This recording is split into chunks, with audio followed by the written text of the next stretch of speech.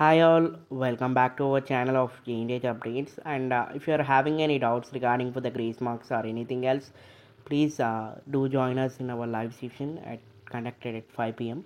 and 5 or 6 p.m. I'll inform you shortly, and I will provide the link also. And grace marks గురించి చాలా doubts అడుగుతున్నారు regarding grace marks ఎలా apply చేయాలి and anything else. So I'll give a link in a description ఎట్లా apply చేయాలి and apply చేసినాక ఎన్ని days పడుతుందని. So let me give overview about this grace marks. So grace marks ఏంటంటే like ఎవరైతే supplies ఉన్నాయనుకోండి, లైక్ 4 సబ్జెక్ట్స్ ఉన్నాయనుకోండి, అవి పెట్టుకుంటే మీ బీటెక్ అనేది కంప్లీట్ అయిపోతుంది. దానికోసమని గ్రేస్ మార్క్స్ అనేది పెట్టుకుంటారు. అండ్ గ్రేస్ మార్క్స్ వచ్చేసి 30 and 23 గ్రేస్ మార్క్స్ ఉన్నాయి మనకి. సో బీటెక్ వాళ్ళకి అండ్ బీఫార్మసీకి వాళ్ళకి వచ్చేసి 9 and 7 గ్రేస్ మార్క్స్ ఉన్నాయి. 9 for regular and 7 for lateral entry.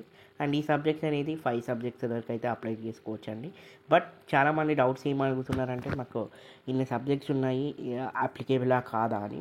So మీరైతే చెక్ చేస్తూ ఉండండి. ఆ 30 గ్రేస్ మార్క్స్ అనేది మీకు ఉన్న సబ్జెక్ట్స్ అన్నిటికీ సరిపోతేనే మీకు ఈ గ్రేస్ మార్క్స్ ఎలిజిబిలిటీ ఉంది. అండ్ చాలామంది అడుగుతున్నారు ఇంటర్నల్స్కి అప్లై చేయొచ్చా లేదా అని.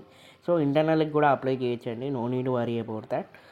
చాలామంది వరీ అవుతున్నారు లైక్ అసలు మీ యాక్సెప్టెన్స్ ఉందా లేదా అని. సో గ్రేస్ మార్క్స్ అనేది ఇంటర్నల్స్ కూడా అప్లై చేస్తుంది. ఫర్ ఎగ్జాంపుల్ ఒక స్టూడెంట్కి 12 మార్క్స్ వచ్చాయనుకోండి, 12 మార్క్స్ వచ్చాయి అండ్ ఎక్స్టర్నల్లో 16 వచ్చాయి. సో తనకి ఎంత సో ఎక్స్టర్నల్లో 10 మార్క్స్ అనేది మ్యాండేటరీ కావాలి ఫర్ పాస్ కావడానికి. సో 10 మార్క్స్ అండ్ ఇందులో 12 మార్క్స్ కదా. సో ఇందులో 2 మార్క్స్ ప్లస్ ఇందులో 2 మార్క్స్ యాడ్ చేస్తారు, ఇందులో 10 మార్క్స్, టోటల్ 12 మార్క్స్ యాడ్ చేసి మీ సబ్జెక్ట్ అయితే పాస్ చేస్తారు. సో మనకి 12 + 16 28 మార్క్స్ వస్తాయి, plus 12 40 marks is passing marks. So 12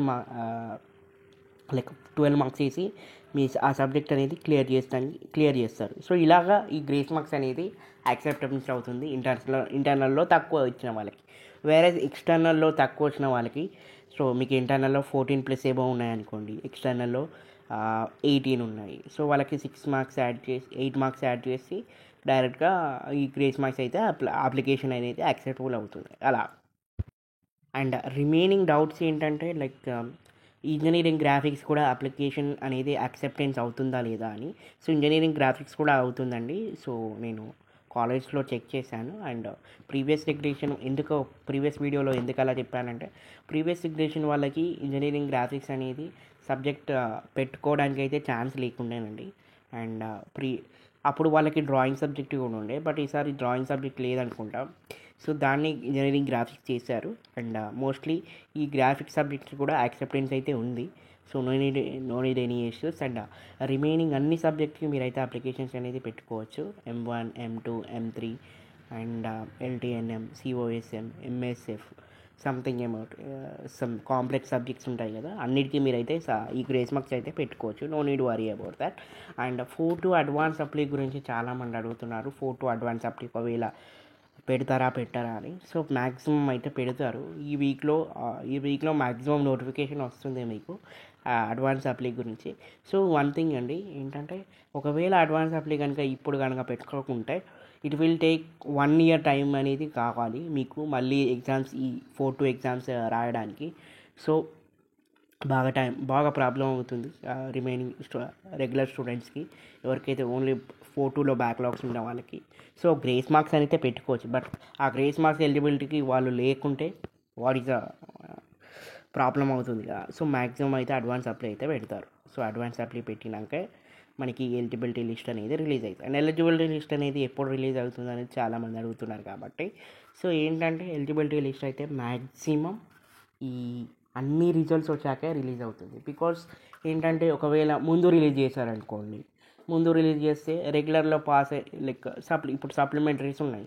సప్లిమెంటరీస్లో 2-1, 2-2, 3-1, 4-1 వీళ్ళు పాస్ అయ్యే క్యాండిడేట్స్ ఉంటారు. సో పాస్ అవుతారు. సో వాళ్ళకి ఎలిజిబిలిటీ లిస్ట్తో సంబంధం లేదు, డైరెక్ట్గా వాళ్ళకి PCM అనేది వస్తుంది. సో అందులో ఫెయిల్ అయిన వాళ్ళకి మాత్రమే ఈ గ్రేస్ మార్క్స్ లిస్ట్లో ఎలిజిబిలిటీ అయ్యే ఛాన్సెస్ ఉంది. కాబట్టి సో అన్ని రిజల్ట్స్ వచ్చాక మనకి ఈ ఎలిజిబిలిటీ లిస్ట్ అయితే రిలీజ్ అవుతుంది.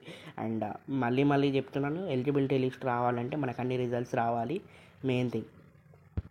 So it's a simple logic ఏంటంటే, మనకు అన్ని రిజల్ట్స్ వచ్చినాకనే ఎలిజిబిలిటీ లిస్ట్ అయితే అన్నీ చెక్ చేసుకొని వాళ్ళైతే రిలీజ్ చేస్తారు. అండ్ ఒకవేళ మీకు ఎలిజిబిలిటీ లిస్ట్ ముందే వస్తుందని ఎవరైనా చెప్తే మాత్రం ఇట్స్ కంప్లీట్లీ యువర్ రెస్పాన్స్, ఏం చేయలేము. బికాస్ ఏంటంటే ఫర్ సింపుల్ లాజిక్ ఏంటంటే, లైక్ ఇప్పుడు సప్లీలో పాస్ అయ్యే క్యాండిడేట్స్ ఉన్నారు. సో వాళ్ళకి 2 సబ్జెక్ట్సే ఉన్నాయి. అండ్ దానికంటే ముందే ఎలిజిబిలిటీ లిస్ట్ వస్తే సో జేఎన్టీహెచ్ వాళ్ళకి కూడా కొంచెం ప్రాబ్లం అవుతుంది కదా. లైక్ వీళ్ళకి గ్రేస్ మార్క్స్ పెట్టాలా, లేకుంటే డైరెక్ట్గా ఎలిజిబుల్ అయ్యే ఛాన్సెస్ ఉంటాయా, ఆర్ఎల్స్ వాళ్ళకి డైరెక్ట్గా పాస్ అయ్యే ఛాన్సెస్ ఉన్నాయి, పాస్ అయిపోయారు. సో ఎలిజిబిలిటీ లిస్ట్లో నీ స్టూడెంట్స్ లిస్ట్ అనేది కొంచెం తగ్గుతుంది కదా. So that's what I'm telling about that. So candidates అనేది తగ్గుతారు, గ్రేస్ మార్క్స్ పెట్టుకునే క్యాండిడేట్స్ అనేది తగ్గుతారు కాబట్టి సో మ్యాక్సిమం ఆ లిస్టర్స్ ఆ రిజల్ట్స్ వచ్చిన తర్వాతనే మనకైతే ఎలిజిబిలిటీ లిస్ట్ అన్నీ చేసేసి వాళ్ళైతే పంపిస్తారు. So that's all about the update guys.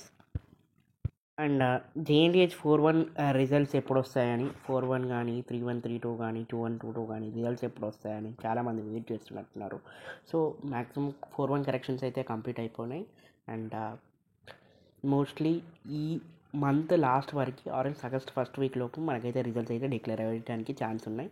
And 2-1 2-2 కూడా సరే, maximum it will be declaring on August last week or September first week లోపు మనకైతే రిజల్ట్స్ అయితే డిక్లేర్ అయ్యే ఛాన్సెస్ ఉన్నాయి.